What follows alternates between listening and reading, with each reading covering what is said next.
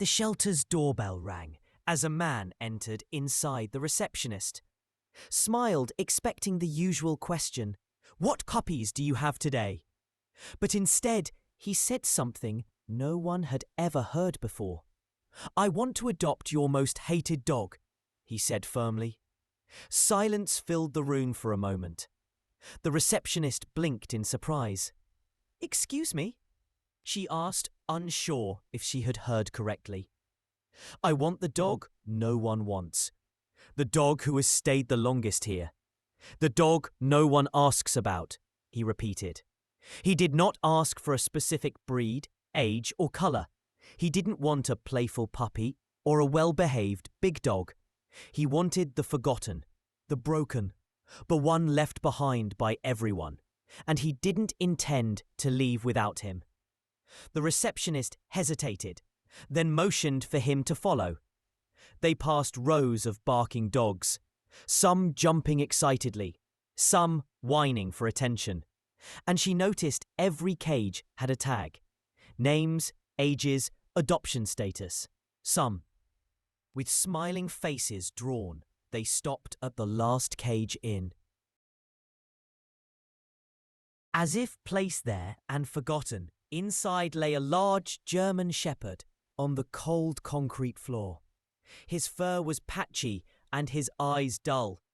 He didn't move, didn't bark, didn't even lift his head when they approached. "This is Max," she said quietly. "He's been here nearly 2 years. He came with signs of abuse. People ignore him because he growls. Sometimes he doesn't trust people easily. Honestly, we stopped trying to find him a home." The man bent down. Max lifted his head slightly and looked at him. He didn't wag his tail. There was no glimmer of hope, just years of buried pain. "I'll take him," the man said, without hesitation. "Are you sure?" "Absolutely," he nodded. "This is the dog I came for." From the moment they left the shelter, the dog was hesitant with every step. He froze at the sound of cars, got confused when the cars made him. Man held the leash he refused to sit in. The back seat of the car, finally, with patience and soft reassurance, the man persuaded him to get in. But he stayed curled up in the farthest corner, eyes fixed on the door. His body trembled like a leaf in the wind. At home, it was no better. Max avoided every room except the laundry room, where he curled up in a corner, barely moving. He refused food the first night. Didn't sleep. He just stared at the shadows, nervous and haunted by ghosts.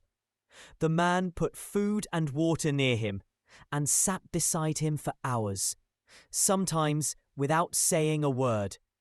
On the 5th night, something different happened. A light touch of Max's nose on the man's hand. Barely a moment, but enough. It wasn't trust yet, but it was a beginning. On the 7th day, Max followed him to the kitchen. Small steps, but for Max, victories. By the 2nd week, he dared to enter the living room. He didn't sit, but stood on the edge of the carpet, while the man watched old movies. His eyes remained cautious, but no longer hidden behind pain. He began to eat in the presence of someone in the room. Then one morning, the man woke to find Max sleeping at the edge of his bed. He didn't wag his tail, wasn't ready to rejoice, but a wall had cracked. And the biggest moment came when a neighbour visited unexpectedly. Max did not hide. He barked, not out of fear, but protection.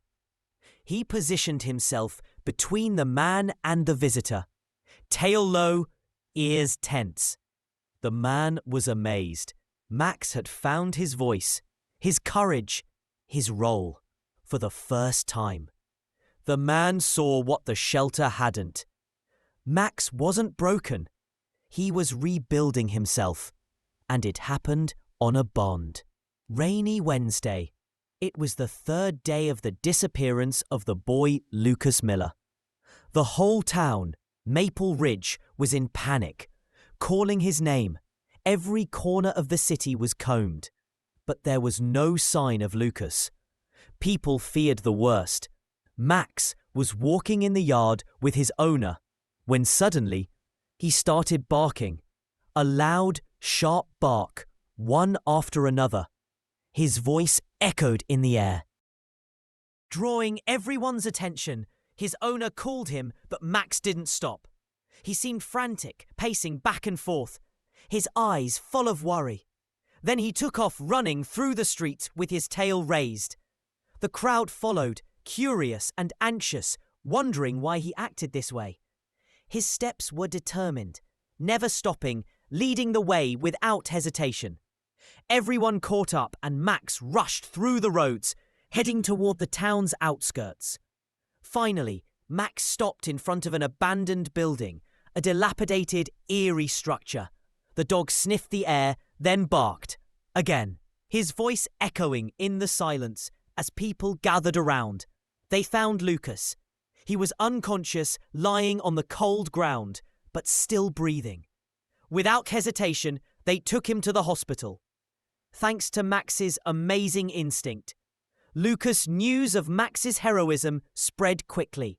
Local newspapers covered the story with headlines like "The Rejected Dog Becomes a Hero" and "German Shepherd Rescuer Saves Lost Child." No one could believe. No one could believe this was the same dog hiding in the shelter's corner. The dog, said to be unloved, was the one who saved a human life. Dear viewer, thank you for watching. We hope you enjoyed the story. Please support us by liking, commenting, and subscribing for more touching stories.